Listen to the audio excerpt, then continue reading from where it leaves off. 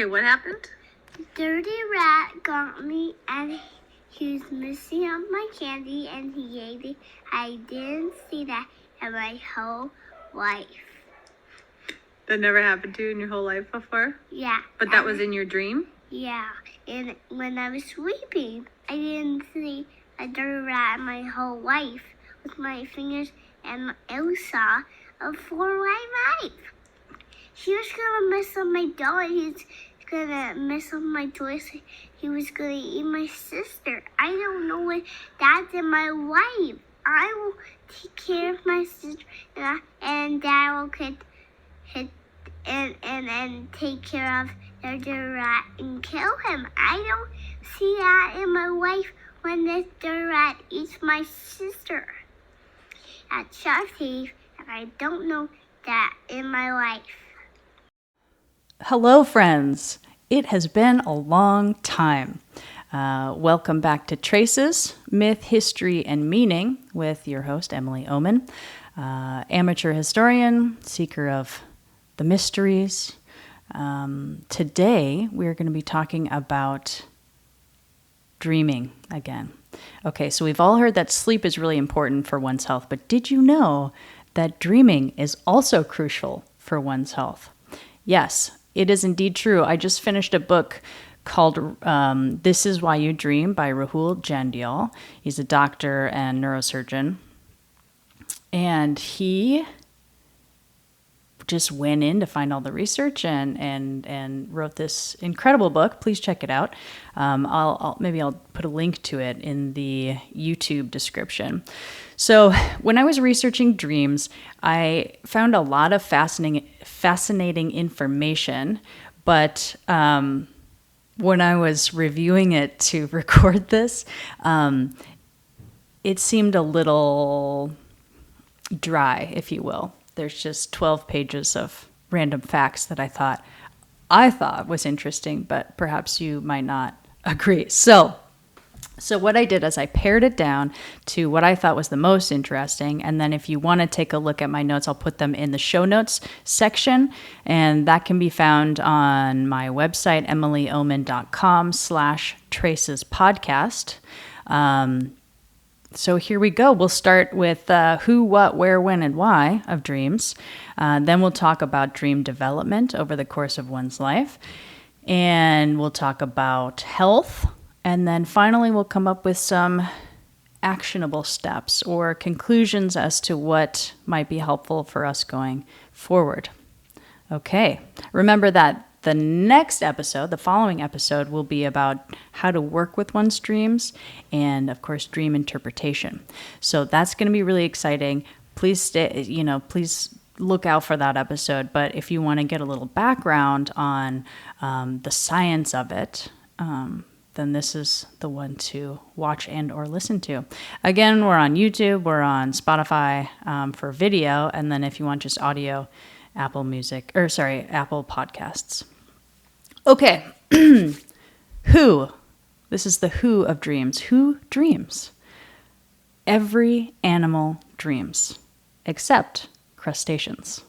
And that's only because we don't know how to measure them. So they might dream and we just don't have a way of recording it or figuring out that they do. But every animal other than crustaceans dreams. So if you ever hear a lecture by somebody who's saying like, oh, humans, what sets us apart is our ability to dream. I've heard a lot of people claim this and it's just false. And I'm not sure why it bothers me so much, but it is false. Fun fact, if you're a dog lover like I am, big dogs dream longer dreams and little dogs dream shorter, but they have more dreams. So they have really short dreams, but they dream a lot more dreams in a night than a big dog whose dreams are longer. I thought that was pretty cute. Also, another fact that is not relevant is that giraffes only sleep for a few minutes at a time, and like 3 to 5 minutes, maybe, if that. And then at the end of the night or whatever, they've only slept for a total of like a half hour which just seems wild to me, but okay.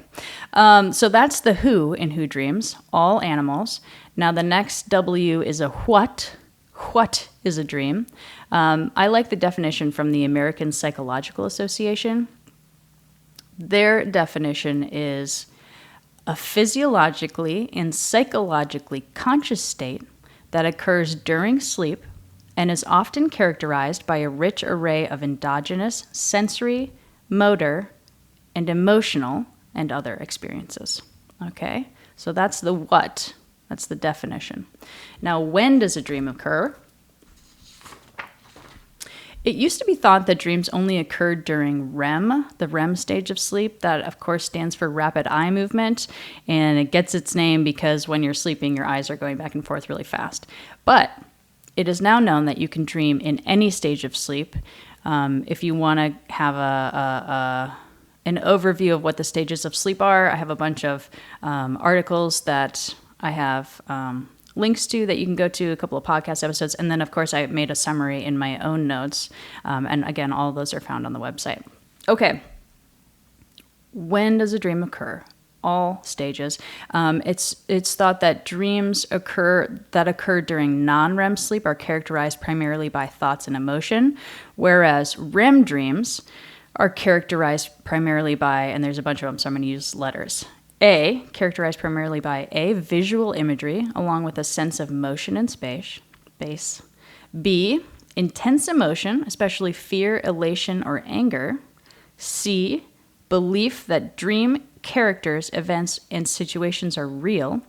And D, sudden discontinuities in characters, situations, and plot elements. Okay, they think that REM dreams are especially emotional because the emotional limbic centers of the brain are 30% more active than in even waking consciousness. So that's pretty interesting. Okay, so that was the when. When does a dream occur? Now we have where. Where does a dream occur? Well, dreams are measured by electrical activity in the brain, in the electrical activity in the tissue of the brain.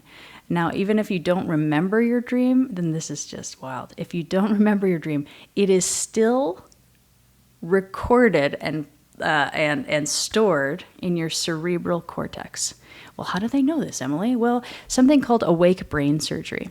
Now, they can numb the area and open your skull and whatever, and then they can stimulate parts of your brain. And in the cerebral cortex, which is only a fifth of an inch thick, they will stimulate something, and it's going to be it's where language is stored, perception, thought, memories, sensations, emotions, and most importantly, dreams, even nightmares. So it's any area stimulated with electricity in the cerebral cortex makes a person either have the experience of a memory, a dream, a nightmare, a thought, etc. Isn't that just incredible? The book, Rahul's book, This Is Why You Dream, he goes into an example with a couple of patients who are recalling a dream in vivid detail, like more so than if you're trying to bring it to your memory by yourself without electrical stimulation. Okay, one thing also that's interesting in the book, he says that even patients with half their brain removed still dream. So I guess as long as you have some cerebral cortex left, you could dream. I'm not positive about that, but I thought that was interesting. Okay, so that was where in the brain does that occur? And then why? Why do we dream? This has been the debate among scientists and philosophers for ages. We don't know, obviously, but we have a bunch of theories and a bunch of benefits that we can talk about. So there must be some evolutionary benefit because they demand a lot of energy and they leave us vulnerable for the duration. If they weren't absolutely necessary, we would have evolved out of them. And of course, remember that every animal dreams. Okay, some possible evolutionary advantages are threat rehearsal, going through it in your mind while you're sleeping. It could be testing interpersonal situations, social scenario building. We know that it's therapeutic after something hurts us there's a section in the book where he talks about a study of divorced couples and how the dreams indicate how well somebody has processed that huge life change. The other thing is that it keeps neural networks finely tuned. It's sort of like having a pilot light on all the time. Even if you're not actively using it, it's still on, keeping things finely tuned. And then lastly, it allows us to think outside of the box. Here's another thing. They're not random. This is an absolute fact. Rahul says in this book, This Is Why You Dream, he explains that it would be extremely unlikely to have the same dream twice, but we know that people have recurring dreams, and so that would be absolutely impossible. It would also be impossible to have the experience, and I think most of us have had this, where you are in a dream, you're sleeping, you're having a dream, you wake up, maybe you go to the bathroom, you get a glass of water, you go back to sleep, and you fall into the same dream. That would be absolutely impossible if dreams were random. So, very exciting. We know that they are not random. Okay, so those are the who, what, where, when, whys of dreaming. And now we're going to get into part 2, dream development in humans. So according to This Is Why You Dream, dreams begin as soon as a child develops visual and spatial skills. This is the same time that kids learn to hop, to balance, and to catch a ball. There's actually a test that scientists have to see whether a child is capable of dreaming, and it's called the block design test. And in this test, they give a child red, and they're shown pictures of red and white patterns, and then he or she is asked to reproduce the pattern with blocks. And if they could do that, they can dream. What age? Well, the book says 4, but as we heard in that video in the beginning, that was my niece when she was 3 years old, and she's clearly describing a dream. And a friend of mine, her daughter is 2.5, and she has also expressed information about dreams. So we'll go with 3 to 5. This is what happens when a child is dreaming between the ages of 3 and 5. The dreamer is not participating in the dream. It's just sort of like still photographs. There's no motion either. It's just like pictures. A lot of times there are animals, but they're not pets. They're usually animals found in fairy tales and cartoons. The dreams are about states of the body, usually hunger, fatigue, etc. And usually there's no aggression or misfortune or negative emotions when dreaming begins. Okay, ages 5 to 8, the dreams become narrative but not necessarily sequential. And then when a child reaches the ages of 7 to 8, one action ends up leading to another. And the dreamer is now a participant in their dream. And this is around the time that children really assert their own selfhood. I mean, we know that they develop their egos, their sense of self, around 4-ish. But they really become their own, they're like forming their personality around 7 and 8. Okay, let's talk about nightmares in children. Nightmares begin as soon as a child starts dreaming. And it is thought that the reason nightmares happen for children is to help them form their ego. So to show that they are separate from others, they are threatened by another, right? So it shows, like, what better way to show that you are separate than to have something trying to attack you? Okay, the themes of childhood nightmares are being chased, falling, self versus other, as I just mentioned, and then an evil presence, a monster, or in Avi's case, a dirty rat, which is just so good. Okay, and kids, I will say, have nightmares 5 times more than adults. Around the age of 10, nightmares diminish, but they obviously don't disappear because we know that adults have nightmares too. The aggressors in children aged around 12. For girls, and this is interesting, for girls, they dream of small animals or humans as their aggressors, while boys tend to dream of monsters or big animals being their aggressors. And I'm wondering about the role that society plays in this, because I don't necessarily think this would be evolutionary unless it's from our earliest common ancestors, and it was what boys experienced versus girls experienced in their daily lives. But we'll skip by that for now and just say that that's what the research says currently. Now, dreams in adolescence, 12 and up, the dreams are usually about social drama and friendship, less monsters, and more interpersonal conflicts. Also, erotic dreams begin in adolescence, and they happen way before actual erotic behavior happens. And they also, 1 in 12 dreams, they say, for adults is erotic. There's a whole chapter about that in the book, and you can go into that. I'm not super interested in erotic dream science. So if you are, please see the book, This Is Why You Dream by Rahul Jandial. Okay, adult dreams are mostly interpersonal relationships and events. They often include people that we know. And what else? Adult nightmares. Let's go into our nightmares. The themes for adult nightmares are interpersonal conflicts, themes of failure, helplessness, and it's often, in our nightmares, it's often people we don't know, which is really interesting to me.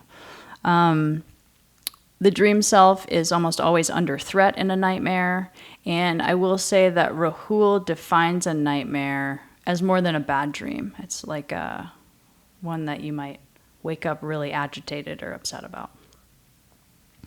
Okay, we know that dreams change as the night progresses. At the beginning of the night, it's usually stuff from our waking life, and this is because the brain is taking what you know and putting them into file folders.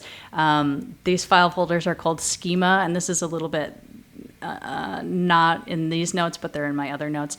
So let's say you have a schema for Christmas, and I got this from Dr. Gina Poe. Things in your Christmas schema would include like a picture of Santa or baby Jesus or presents or the smell of pine trees or visuals of snow, things like that. So your brain is constantly adding to these things as new information comes in, and it's primarily during sleep, primarily during stage 2 that this happens. We're having a gardener come by, so let's take a minute for a break, and we'll come back when the sound's better. Welcome back, friends. We were just talking about nightmares, and we were talking about how dreams change during the course of the night. Later in the night, after our dreams are put into our little file folders, they're usually about older and more autobiographical memories. And the ones right before we wake up are most likely the ones we're going to remember, which is sort of obvious, but worth noting. Here is something interesting. If we're going to continue progressing through one's life and how dreams evolve over one's lifetime, death. This was sort of like a mistake that somebody had died on the operating table. And in the 30 seconds after the heart stops, the brain activity was that of what is seen in memory recall and dreaming. And this quote, I love this quote from Rahul: "Death itself may be one final dream." Mic drop. It's so good. It's such a good quote.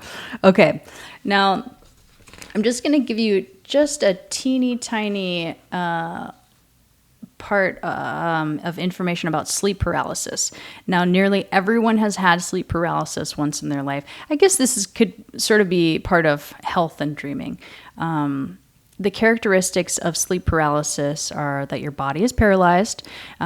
Usually you feel like you're suffocating, or there's an ominous feeling that somebody is there, either in the corner of your room or a little demon is on top of you. We have all seen that Fuseli painting from the 1700s, which is called The Nightmare. Google it if you haven't seen it. It's pretty creepy and amazing. Okay, so here's what's happening scientifically to your body during sleep paralysis. Now, your body is paralyzed during REM sleep. It's called atonia.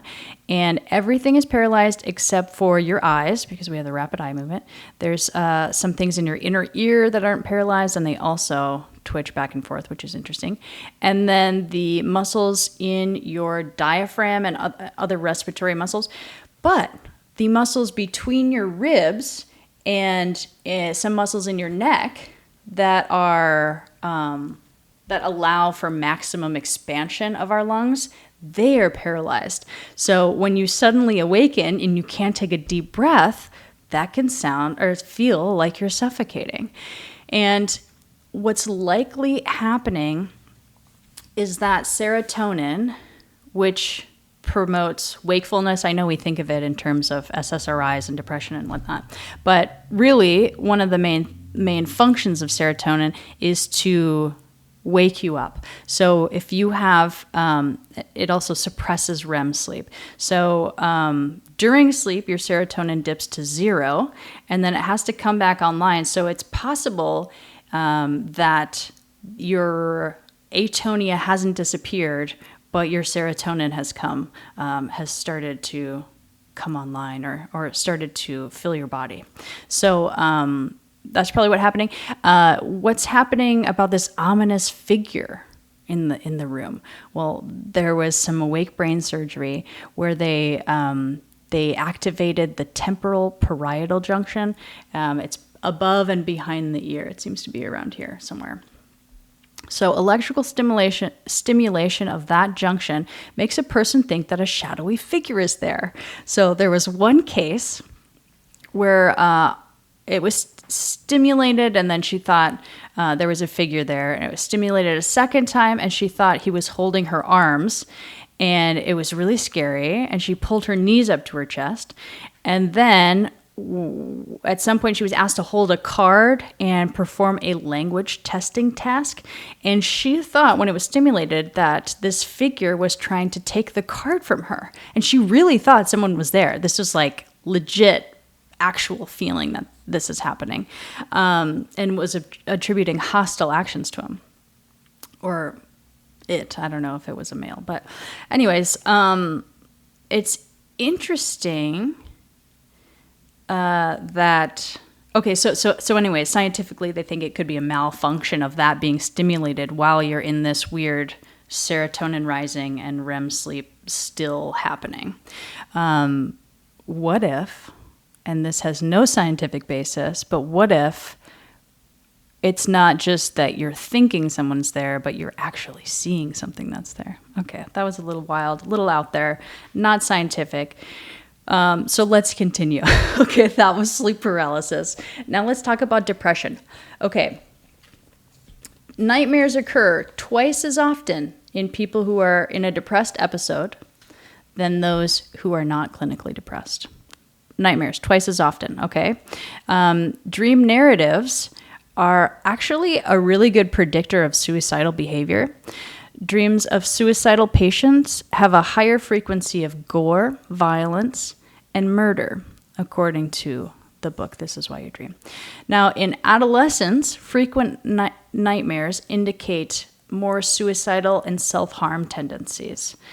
So, what is happening scientifically? Well, using fMRIs of depressed patients, scientists found that the emotional limbic centers were especially high in depressed patients. We know that they're more active during REM than in waking hours for all dreamers, but they are especially high in that of depressed patients. What's also interesting in depressed patients is that REM dreams get more and more negative in as the night progresses, whereas in a regular individual, the dreams get less negative, apparently.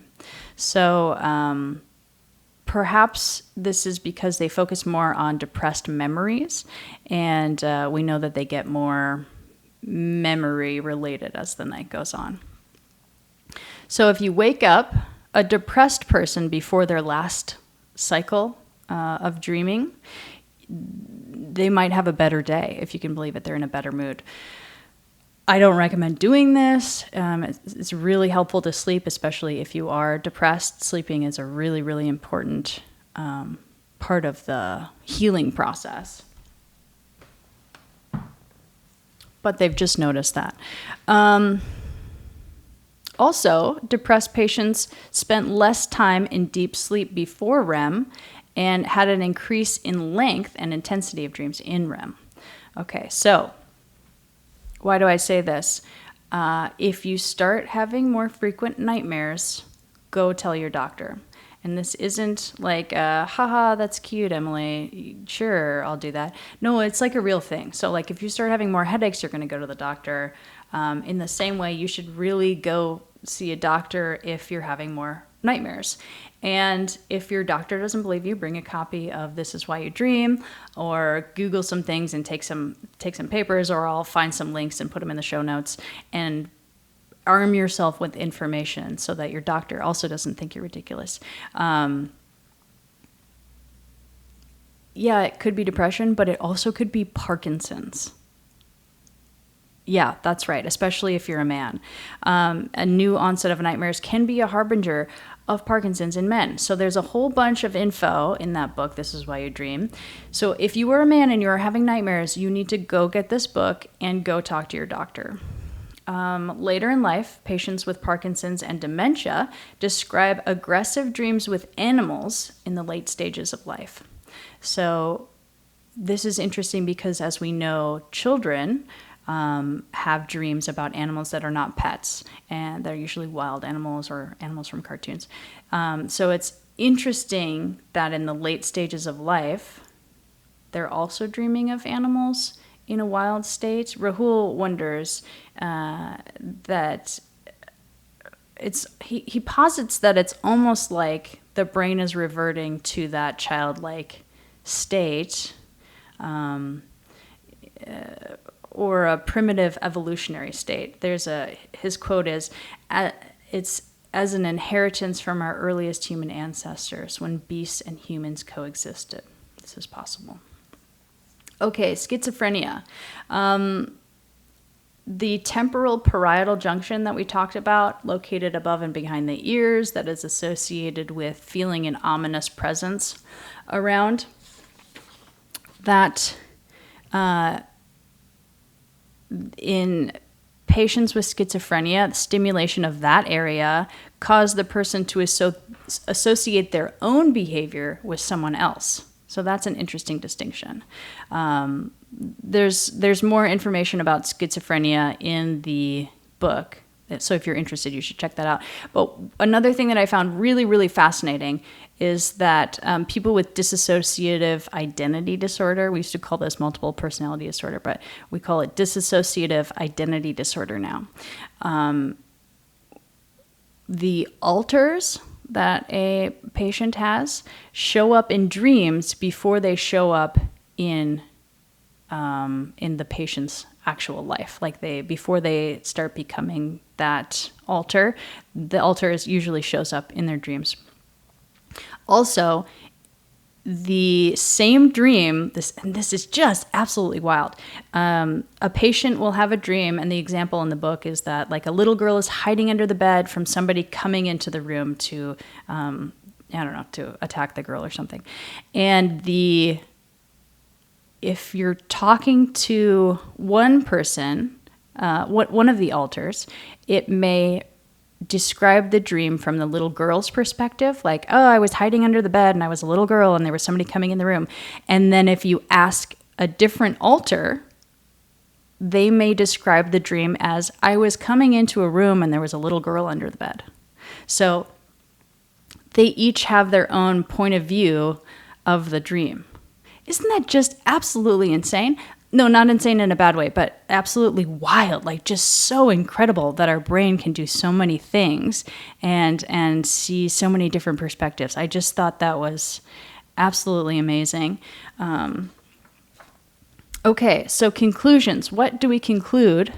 What can we use in our daily life? Well, the most immediate and crucial one is that if you are having more nightmares, you need to go see a doctor. Okay? We know that now. What else? It's very cool that you know that your dreams in the beginning of the night are more of what you've learned or what has happened in your day to day, because it's being sorted and putting into your schemas, your file folders. And we know that the progression of a dream starts when a child is forming their ego, and when they are learning to balance and hop. And it's that visual and spatial reasoning that they need to have a dream. I think it's really cool to ask your little ones about their dreams. It's interesting to see what they're dreaming of. You can kind of see where they are in a developmental area based on what they're dreaming about. Another thing that's in my big set of notes, but not in what I just talked about, is that if you go to bed at the same time, your cells are prepared for a big bolus of growth hormone and some other nutrients that they need. So it's almost like, I don't know, say they like open up to receive this. And so if you usually go to bed at 10 and then some night you go to bed at midnight, your cells have already opened and closed, basically. I know that's not actually what's happening, but they miss that window. They miss all of that growth hormone. And this is also true for children who are having developmental windows. If you are missing sleep during that window, you are going to be behind developmentally, because this is when your body is most receptive to those developmental changes. That's not to say that you're a bad parent if your kid is up late, a week, like for a week, or if you're traveling or whatever. It's fine. You're a great parent, I'm sure of it. Just know that it would be important to try to get everyone to bed at the same time-ish, so that your cells and your body is in sync with its own time, right?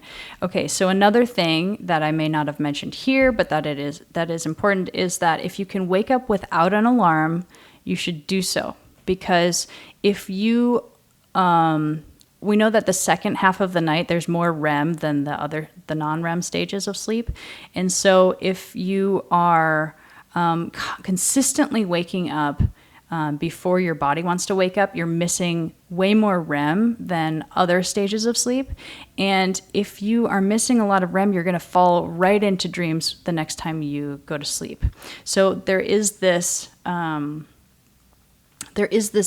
necessity to dream that your body will force you into if you keep missing it in your regular night's sleep. And if you have chronic insomnia, there's even this one.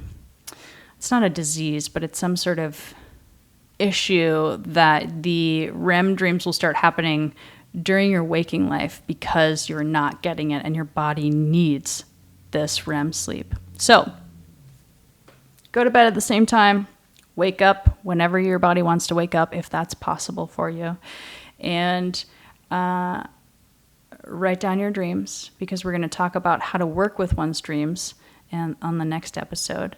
And thank you for being patient as this episode came out way, way later. We moved, as you can see. This is not a typical area of recording, and things are, you should see the mess that's here. So we're doing the best I can, getting this apartment in order, and things will hopefully be back to normal soon. Please do something kind for yourself today. Maybe do something kind for someone else. Please go outside. Look at the grass. Look at the trees. Look at the architecture of a beautiful building, and sleep well. And we'll see you next time. Bye.